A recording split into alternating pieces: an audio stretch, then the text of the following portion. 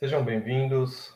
Esse aqui é o DevOps com Gestores. Eu sou o Fernando Berneira. Aqui o objetivo é falar com você que é Tech Lead, com você que é coordenador de TI, com você que é gestor de TI, porque é um espaço para a gente discutir estratégias para implantar DevOps com sucesso. No episódio de hoje, galera, a gente vai falar como implementar DevOps para sistemas legados. É um assunto delicado.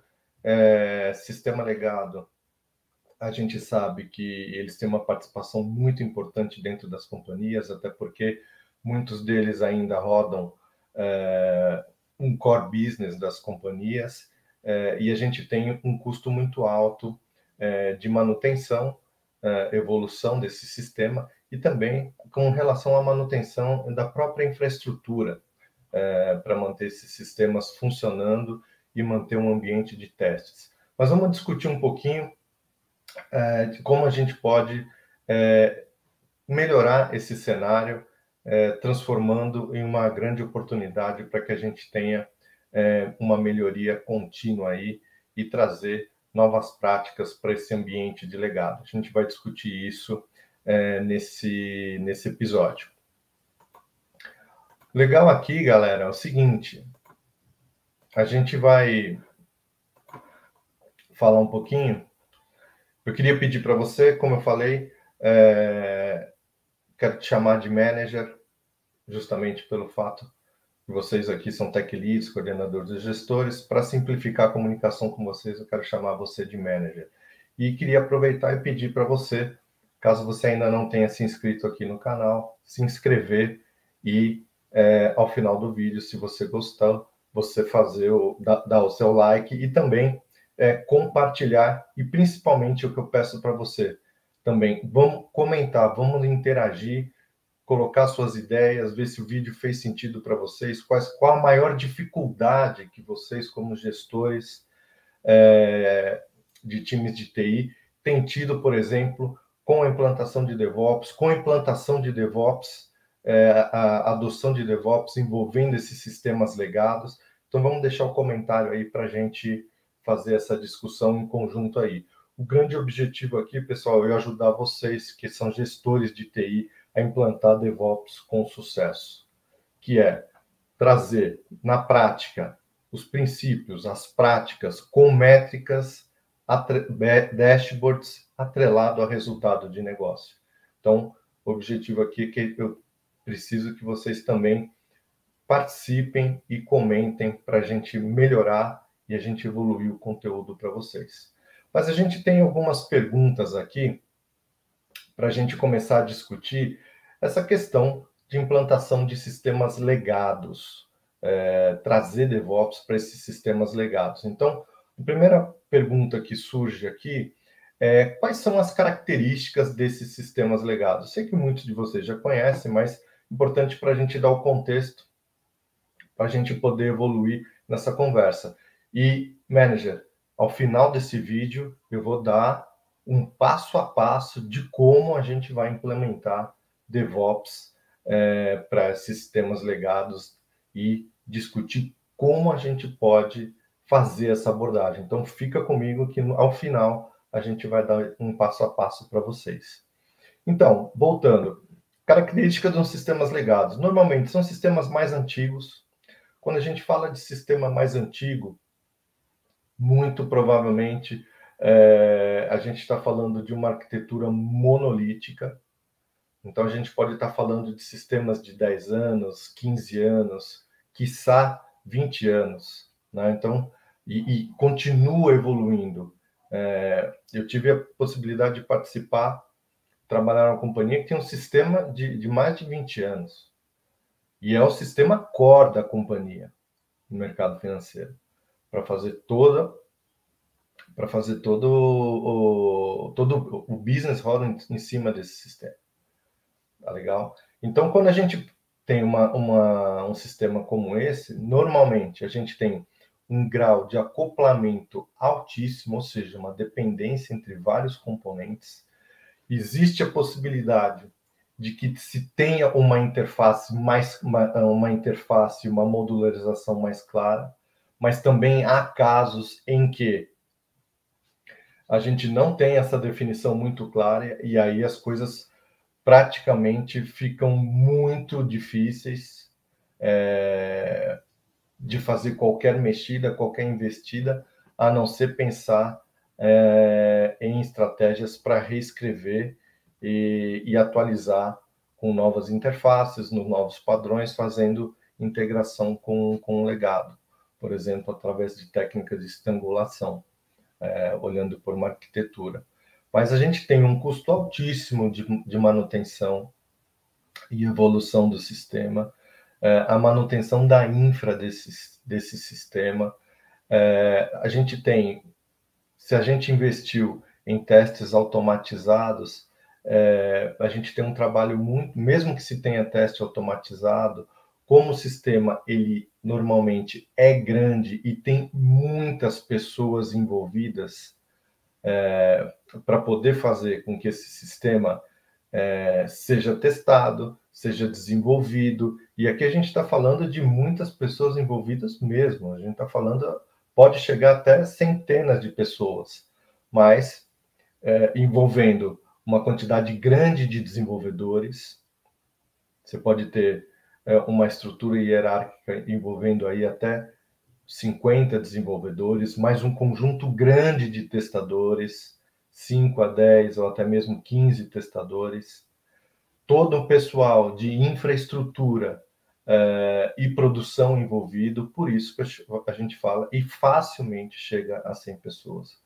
Por isso que a gente sabe que tem um custo alto para manter e ter resultado rápido a partir de uma arquitetura com um grau de dependência muito grande.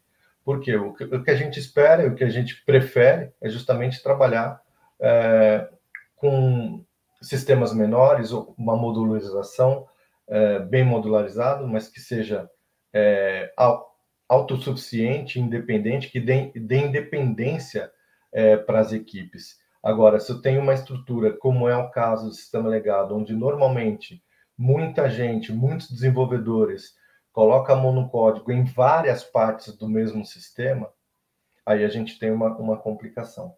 Mas vamos passar a respeito disso. Então, os testes eles são mais demorados, mesmo que eles sejam automatizados, você pode ter situações de levar 6 semanas para fazer uma regressão, para dar confiança para poder subir uma versão. Então, percebe que as coisas elas ficam mais delicadas.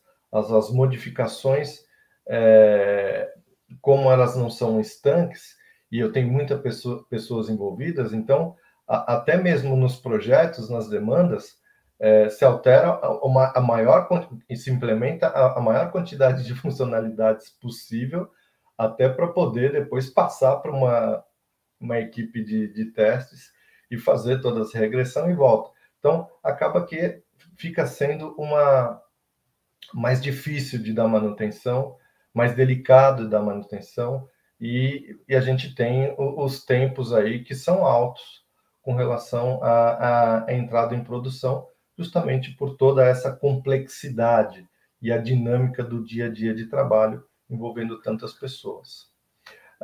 Então, a gente tem pessoas com baixa capacidade de repetição de testes, tem sistemas que têm muita automação, tem sistemas que têm pouquíssima automação, e aí é pior, porque a gente tem uma dependência muito grande de pessoas, seja do time de qualidade, seja do time dos usuários, para poder fazer esse teste. Se tiver pouca automação ainda, o cenário ainda fica mais crítico e aumenta consideravelmente a dependência de pessoas para validar e manter esse sistema. E, consequentemente, representa um risco muito maior para a companhia, ainda se for um sistema core para a companhia. Agora, vamos falar o segundo aspecto. Para DevOps, qual que é a diferença para o sistema legado e sistema moderno? Para sistema moderno, como a gente vem falando aqui, manager, sistema legado ou sistema moderno, e para DevOps, DevOps é resultado. Então, a gente quer fazer uma integração contínua e rápida para ter um feedback rápido para poder avaliar se a gente consegue trabalhar numa escala de entrega frequente com entregas menores e frequentes, diminuindo o risco e corrigindo o erro onde a correção é mais barata e, além disso, colocar valor de forma constante, de forma contínua para o nosso cliente, tendo competitividade no mercado. Esse é o pilar que a gente sabe de DevOps. Agora, sistemas modernos. Sistemas modernos ajudam muito nessa questão, porque você tem uma arquitetura já baseada em microserviços, você tem um grau de... Se é em microserviços, você normalmente tem um grau de acoplamento muito baixo, ou seja, uma dependência muito menor entre os componentes da solução, do sistema, do subsistema ou do sistema no nível geral. Você tem muito mais independência para manutenção e evolução, e você consegue trabalhar praticamente de forma autocontida, tendo mais liberdade de manutenção, evolução, teste, colocar esse produto em produção, liberar esse valor para o teu cliente. São times menores, squads ou feature teams ou product teams, e por isso eles têm muito mais agilidade e responsividade, alta taxa de resposta para o mercado, levando novas funcionalidades. Normalmente tem teste automatizado, isso dá uma capacidade de repetição dos testes alta, né? E para sistemas legados, o que a gente comentou, a quantidade de pessoas envolvidas, Dev, Infra, QA e UAT é muito maior. O esforço, e aí que está. Por quê? O esforço de coordenação do processo de release é bem maior. Além disso, quando eu tenho uma complexidade como essa, o processo de triagem e identificação dos problemas durante o processo é muito maior, é muito mais difícil a gente ter essa agilidade em recuperar as falhas, entender as falhas. Por quê? São muitas pessoas trabalhando, muitos desenvolvedores trabalhando, principalmente se estiver mexendo em toda a parte do código, fica muito difícil de ter agilidade para identificar os problemas de forma rápida e seguir. Pessoal, lembrando, se você ainda não se inscreveu no canal, me ajuda a disseminar essa cultura, a movimentar uma comunidade de gestores para implantar DevOps com sucesso. Então, se inscreve lá no canal, aproveita e deixa o like. E não esqueça, galera, no final aqui a gente vai falar, eu vou passar para vocês um passo a passo de como a gente vai conseguir melhorar esse cenário para implantar DevOps, para sistemas legados, implantar DevOps com sucesso. Galera, e por que é importante a gente considerar essa abordagem de sistemas legados para DevOps? Como eu falei, DevOps é resultado, e se as companhias têm ainda a presença desses sistemas legados rodando o core business da companhia, quando a gente está nesse cenário de lidar com sistemas grandes, com complexidade alta, é necessário ter uma abordagem diferente.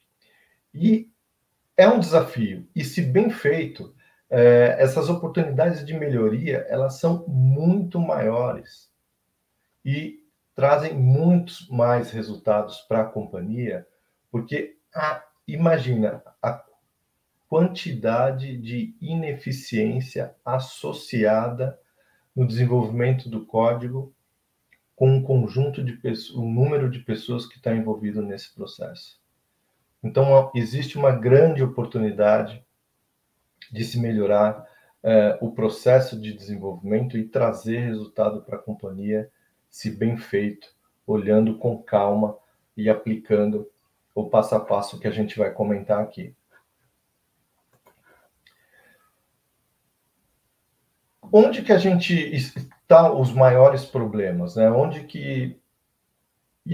Manager, queria pedir para você comentar. Onde você acha que está o maior problema nesse cenário? Aproveita e comenta aqui para a gente discutir a respeito disso, tá?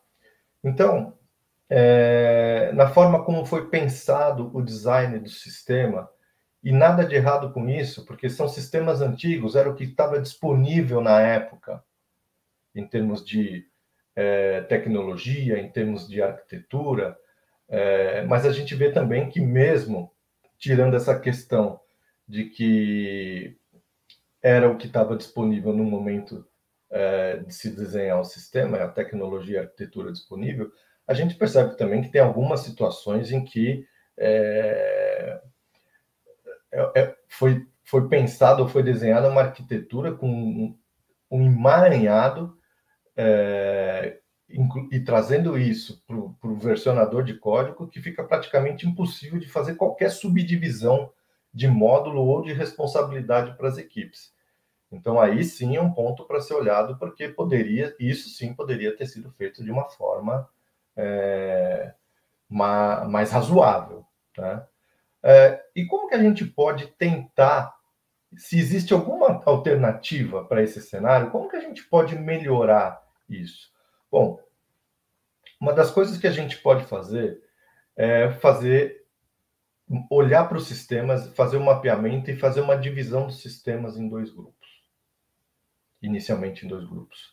Então, o primeiro grupo vai ser daquele grupo de sistemas onde a gente sabe que tem equipes relativamente pequenas para desenvolver, testar, implantar de forma independente e que não precisam compartilhar o código com outros grupos. Então, vamos olhar, fazer um mapeamento, olhar para todos os sistemas, subsistemas e verificar se existe a modularização e ter esse olhar e fazer essa primeira divisão, identificar esse primeiro grupo. Se tiver, ótimo. Esse é o melhor cenário. Agora, o segundo grupo, ele vai ter os sistemas maiores.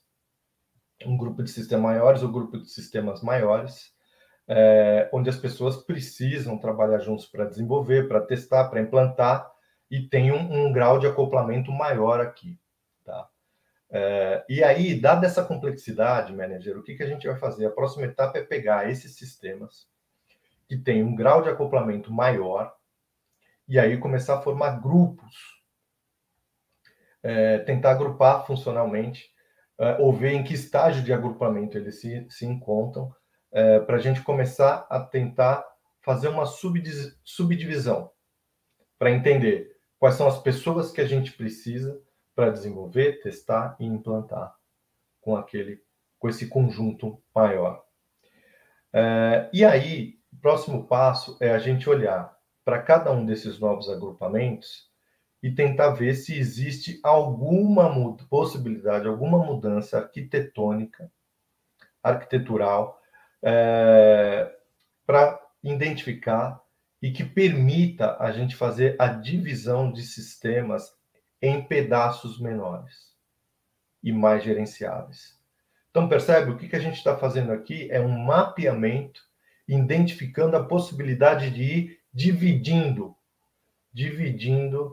o sistema em subsistema e o subsistema em partes menores, até no nível de componente, para que fique mais gerenciável. Porque a grande ideia é, se a gente tem partes menores e gerenciáveis, fica mais fácil da gente entrar com as práticas e colocar os gates de qualidade de integração contínua, por exemplo. Eu vou mostrar isso para você já já. Fica comigo aqui que a gente vai mostrar isso. Tem umas figuras para a gente mostrar para vocês como que isso desencadeia. Tá legal? Então, dividindo o problema em partes menores e mais gerenciáveis é o grande desafio, principalmente com uma arquitetura legada. Mas é onde está a grande oportunidade também, tá?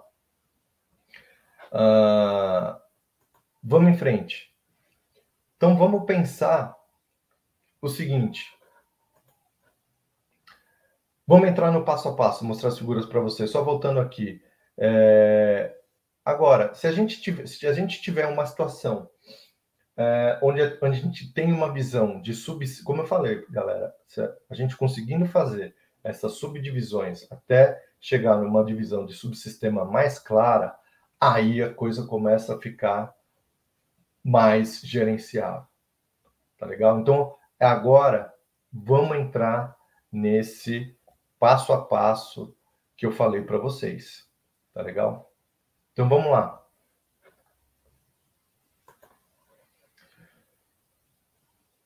Qual que é a estrutura aqui, galera? Queria deixar para vocês aqui essa ideia, ela é importante. Eu extraí essa ideia do compartilhando aqui do Gary Groover, de um livro chamado Starting Scaling DevOps in the Enterprise, onde ele comenta essa estratégia que eu achei bem interessante. Eu já vi algumas empresas utilizando nessa abordagem com sistemas legados, que é o que a gente está tratando aqui, tá legal? Então fica aí a menção da ideia dessa abordagem.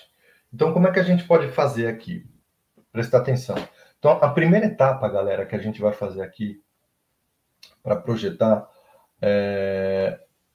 um pipeline para trabalhar com sistemas legados, para sistema grande, de complexidade alta, com alto grau de acoplamento, a primeira coisa que a gente vai fazer é desenhar a arquitetura com todos os sistemas envolvidos, tá? O grande objetivo aqui, galera, é justamente para que a gente tenha visibilidade de mostrar qual é o nível de acoplamento que a gente tem, quais interfaces que a gente tem. E a partir daí, para esses caras, uma vez que a gente define quais são as interfaces, quais são os acoplamentos, é onde a gente vai pensar em começar a definir e executar um conjunto razoável de testes automatizados para o build de cada sistema. Então, eu consigo identificar quais são os sistemas. Imagine que para cada sistema dentro desse Lego, a gente vai construir o que chama de Build Automation Test, ou seja, a gente vai colocar uma carga forte de começar a implantar CI para cada um desses níveis. E a gente vai começar a quebrar essa estrutura. Então, vem comigo, manager.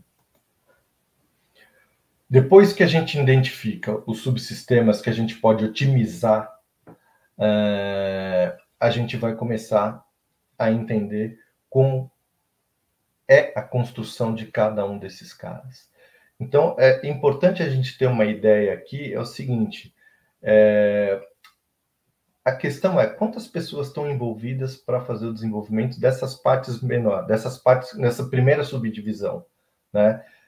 Qual que é a estratégia, galera? É sempre pensar em manter o número de commit baixo para que a gente consiga fazer um build com a automação de testes de forma mais frequente. Se isso não é possível, a ideia é tentar quebrar em pedaços menores. Tá legal? Então, utilizando a estratégia de frequência de build, justamente porque no momento do build a gente vai fazer uma rajada de testes. É uma forma, uma estrutura para a gente tentar fazer a divisão desse grande sistema em pedaços menores, mantendo qualidade e em peças gerenciáveis. Tá legal? Então, a grande ideia aqui é procurar oportunidade para reduzir o número de commits por build, principalmente onde a gente tem interfaces bem definidas e também interfaces onde a gente possa fazer a divisão dessas peças menores, sistema, subsistema, módulo, componente. Essa é a ideia que a gente vai fazer para poder colocar em peças gerenciáveis para poder trabalhar. Galera, olha só, chegando no nível de componente, então eu cheguei aqui. Vou mudar aqui para a gente falar. Então, aqui eu tenho meu subsistema. Então, eu tinha sistema, subsistema. Dentro do subsistema, eu tenho meus módulos ou meus componentes. Tá legal? Olha só, o que a gente vai fazer aqui? O estágio 1 dessa esteira é fazer o gate de qualidade para cada um dos componentes.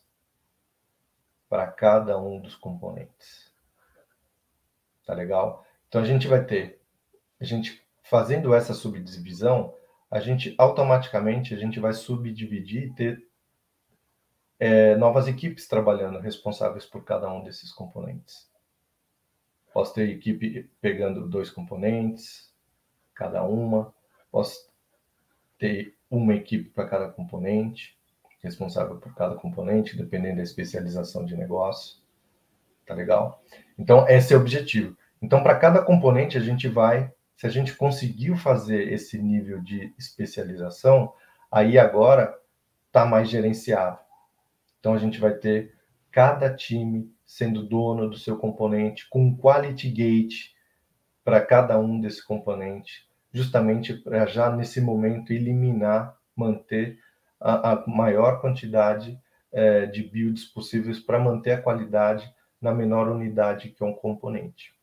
O próximo passo, a gente vai pegar o último build verde de cada um desses componentes e a gente vai fazer a integração do subsistema. Tá legal? E aí, depois que a gente faz o último build verde de cada componente, a gente monta uma linha, a gente remonta o subsistema e, para montar esse subsistema,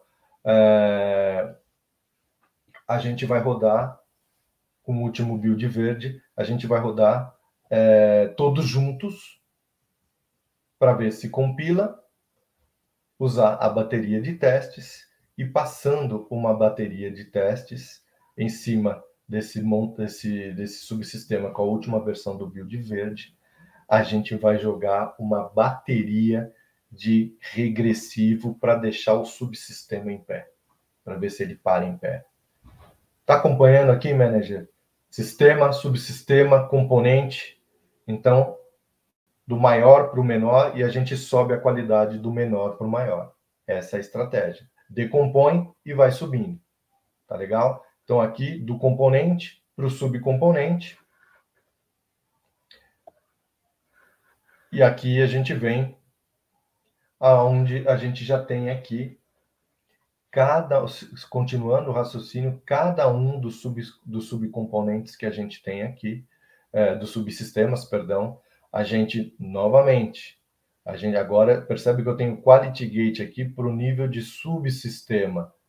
Então, eu tenho um subsistema que tem um build verde de integração e de validação funcional. Não está quebrado. Então, essa passa a ser a grande responsabilidade em cada etapa.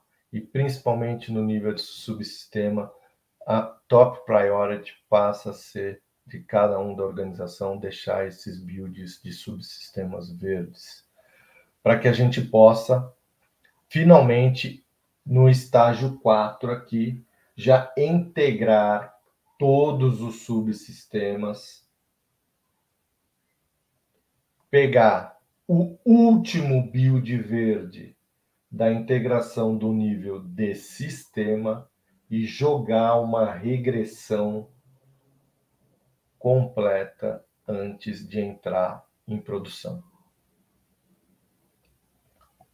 Percebeu como é que funciona a estratégia? Então, a gente veio do maior para o menor e depois a gente veio subindo até chegar no nível da produção. Tá legal? Então, é muito importante que a gente tenha a capacidade de fazer essa subdivisão. Se essa subdivisão não for possível de ser feita, aí não tem bala de prata, não tem mágica. É muito difícil, você consegue até ter alguma outra melhoria, mas se a gente tiver uma arquitetura que seja um emaranhado, isso trazendo para o sistema de versionamento de código, que seja impossível de fazer subdivisão de trabalho, aí também não tem mágica que dê para fazer, né, manager? Bom, mas para recapitular aqui o passo a passo, então, Primeira coisa, decompor o sistema em componentes, né? Sistema, subsistema em componentes menores, de baixa complexidade, como está aqui, e cada um com seus gates de qualidade. Você roda a esteira de CI para esses caras, do menor para o maior, e isso vai fazer com que a gente consiga, né, identificar problemas em cada uma das partes. Então, a gente vai avançando com um grau de qualidade. Se cada parte apresentar problema, corrige e deixa rodando. Tá? Então, melhora, vai conseguir melhorar a eficiência e tentar reduzir o tempo de feedback para que a gente consiga, os devs tenham a possibilidade de corrigir os problemas o mais rápido possível. E galera, manager, documenta o fluxo de geração, de como funciona o fluxo de geração de release. Isso é fundamental para a gente ir melhorando e adaptando a forma de trabalho, porque a gente sabe que num sistema grande, um sistema complexo como esse, é muita dor de cabeça. Então, se a gente conseguir pensar fora da caixa, tentar trazer algumas alternativas, um cenário melhor de melhora, de evolução para sistemas com uma arquitetura como essa, vai ser muito melhor para o próprio desempenho dos times, para que eles possam trabalhar e ter um dia a dia melhor aí, vendo que existe a possibilidade de trazer resultado, evoluir e conseguir entregar valor de uma forma consistente. Legal, manager? Então, meu objetivo aqui contigo é justamente te ajudar a implantar DevOps com sucesso, olhando para princípio, prática, dashboard com métrica e resultado atrelado ao negócio. Então, vou te pedir de novo, gostou do conteúdo, fez sentido, comenta, deixa o like, se você não se inscreveu no canal ainda, se inscreve e a gente se vê no próximo vídeo. Grande abraço e até mais.